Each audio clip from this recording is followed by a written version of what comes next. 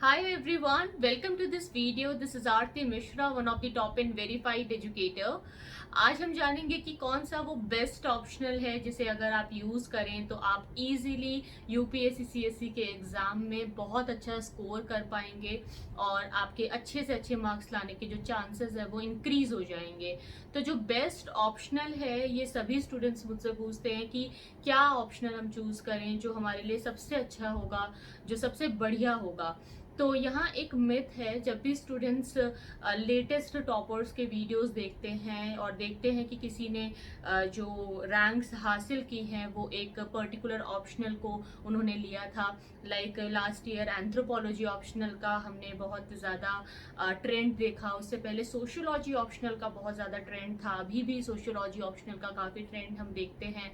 और उससे पहले जो है कुछ टाइम पहले पब्लिक एडमिनिस्ट्रेशन ऑप्शनल का बहुत ट्रेंड हुआ करता था। और आप देखेंगे कि कभी कभी ऐसा हो जाता है कि मैक्सिमम स्टूडेंट से अगर आप पूछेंगे कि आपका ऑप्शनल क्या है तो वो ज़्यादातर 50% स्टूडेंट्स वो एक सब्जेक्ट का नाम लेते हैं, बोलते कि मैं इसके बारे में सोच रहा हूँ और ये ऑप्शनल मैं लेना चाहता हूँ। ज़्यादातर ऐसा डिसीजन वो अलग अलग टॉपर्स के इंटरव्यूज को देख करके लगा लेते हैं और सोचते हैं कि यही वो ऑप्शनल है जिसको अगर मैं यूज करूं तो ही मेरी रैंक आएगी। लेकिन ये एक मिथ है, ये रियलिटी नहीं है। आपके लिए जो बेस्ट ऑप्शनल है वो आपका खुद का सब्जेक्ट होता है, जिसमें आपकी खुद की बैकग्राउंड स्टडी रही हो, जिसमें आपको इंटरेस्ट आता है, जो आपको समझ आता है। क्योंकि हर एक ऑप्शनल की अपनी कुछ जो है एडवांटेजेस एंड डिसएडवांटेजेस होते हैं। कोई भी ऑप्शनल परफेक्ट नहीं होता। अगर आप एक ऑप्शनल को पढ़ना शुरू करते हैं, कोई एक सब्जेक्ट को पढ़ना शुरू करते हैं तो इनिशियली आपको दिक्कतें आ सकती है। कुछ चीज़ें आपको समझ में आएंगी, कुछ चीज़ें आपको समझ में नहीं आएंगी। लेकिन अगर वो आपके बैकग्राउंड का सब्जेक्ट है तो आपको ज़्यादा फेमिलियर फील होता है सब्जेक्ट के साथ। तो कई सारे स्टूडेंट्स अगर कोई सब्जेक्ट इंटरेस्टिंग लगता है तो उसको यूज़ कर लेते हैं और ले लेते हैं। तो ऐसा आपको नहीं करना है। देखिए, बेस्ट ऑप्शनल और एक अगर आपका मान लो कि कोई ऐसा बैकग्राउंड नहीं रहा है ह्यूमैनिटीज का और कोई ऐसा एक सब्जेक्ट नहीं है जो आपके बैकग्राउंड में था जिसे आप ऑप्शनल लेना चाहते हैं या ले सकते हैं, तो ऐसी कंडीशन में जनरल स्टडीज के जो भी सब्जेक्ट्स हैं वो एक परफेक्ट ऑप्शनल है। जैसे कि history, polity, geography, anthropology, sociology, ये सारे बहुत ही अच्छे ऑप्शनल्स होते हैं। तो पीएसआईआर ऑप्शनल, ज्योग्राफी ऑप्शनल, ये सब ऑप्शनल्स जो हैं वो बहुत ट्रेंडी भी रहते हैं और कभी भी इनका समय नहीं जाएगा। मतलब आप इसमें अगर रहेंगे तो ये पढ़ेंगे तो आपको कभी भी लॉस नहीं होगा। क्योंकि बहुत से स्टूडेंट्स का ये भी मानना है कि ऑप्शनल जो है कई बाद में हट गया तो हम क्या करेंगे, क्या हमारे पास फिर बैकअप नहीं बचेगा, कोई ऐसा सब्जेक्ट हो जो कि हम ऑप्शनल के लिए अगर पढ़ते हैं तो आगे जाकर भी वो हमारे काम आए, आगे जाकर के भी उसमें स्कोप्स हों।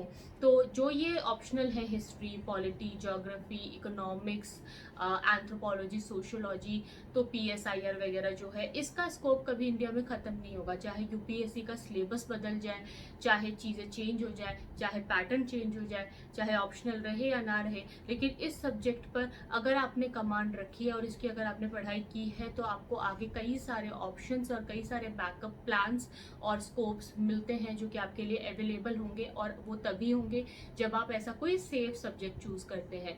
हालांकि बेस्ट ऑप्शनल वही है जो कि आपके बैकग्राउंड में आपने पढ़ा हो। लेट्स से आपने जो है बायोलॉजी से ऑनर्स किया है, केमिस्ट्री से ऑनर्स किया है, या मैथमेटिक्स ऑनर्स किया है, हिस्ट्री ऑनर्स किया है, तो ऐसा कोई अगर आपने ऑनर्स में सब्जेक्ट रखा हुआ था या अगर आप ऐसा कोई सब्जेक्ट आगे रखने वाले हैं फ्यूचर में जिसमें कि आप ऑनर्स करेंगे या उसमें आप पोस्ट ग्रेजुएशन करने की सोच रहे हैं, तो वही सब्जेक्ट आप अपने ऑप्शनल में रखिए जो आप अच्छे से पढ़ेंगे, जिसमें आप अच्छा परफॉर्म करेंगे, जिसमें आपके मार्क्स आ सकते हैं, वही आपके लिए बेस्ट है। अगर ऐसा कोई एक ऑप्शनल होता जो बेस्ट होता है तो फिर हर साल जो टॉपर्स आते हैं वो अलग अलग ऑप्शनल वाले फिर कैसे होते। अगर कोई एक ही ऑप्शनल होता जो बेस्ट ऑप्शनल है तो फिर तो हर किसी टॉपर का ऑप्शनल वही होना चाहिए था। हर बार कैसे हर टॉपर हर एक ईयर में हम देखते हैं कि वो कोई अलग ऑप्शनल लेकर के पास हुए हैं।